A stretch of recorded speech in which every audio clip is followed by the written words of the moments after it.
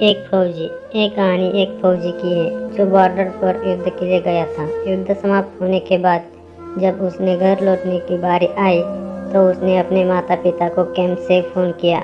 माँ और पिताजी, उसने कहा, मैं घर आ रहा हूँ, लेकिन घर आने से पहले मुझे आपसे एक बात पूछनी है। मेरा एक दोस्त है जिसे मैं अपने साथ घर लाना चाहता हूँ। क्या मैं उसे घर ला सकता हूँ? बिल्कुल बेटा, ये भी कोई पूछने की बात है। हमें तुम्हारे दोस्त से मिलकर बहुत खुशी होगी। बेटा बोला, लेकिन पहले एक बात आप लोग जान लें, युद्ध में वह बहुत बुरी तरह घायल हो गया है। उसने एक बारूदी सुरंग पर पैर रख दिया था और उसमें उसने अपना एक हाथ और एक पैर गंवा दिया है। उसके पास कोई जगह नहीं है जो वो जा सके, इसलिए मैं उसे अपने साथ रहने के लिए लाना चाहता हूँ। उसकी यह बात सुनकर उसकी माँ बोली, बेटा, तुम्हारे दोस्त के बारे में जानकर हमें बहुत दुख हुआ। हो सकता है हमें उसके रहने के लिए कोई जगह तलाश कर सके।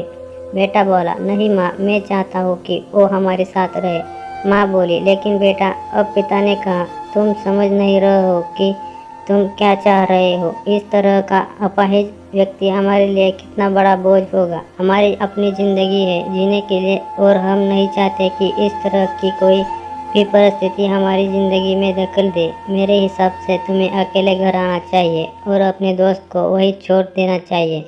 वह अपनी ज़िंदगी जीने के लिए कोई ना कोई रास्ता निकाल ही लेगा।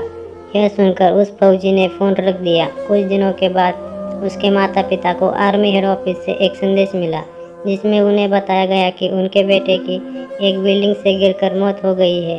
पुलिस के हिसाब से ये एक सुसाइड केस था।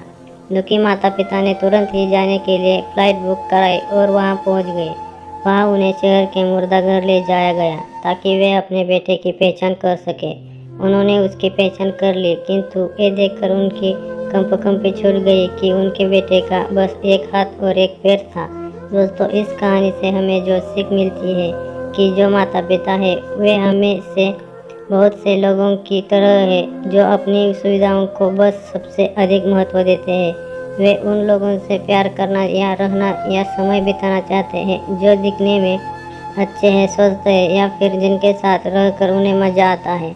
वे ऐसे लोगों को पसंद नहीं करते जो देखने में स्वस्थ, सुंदर या स्मार्ट नहीं है, या जिनके साथ वे मज़ा नहीं कर पाते हैं, या जो किसी भी रूप में उनके लिए असुविधाजनक है।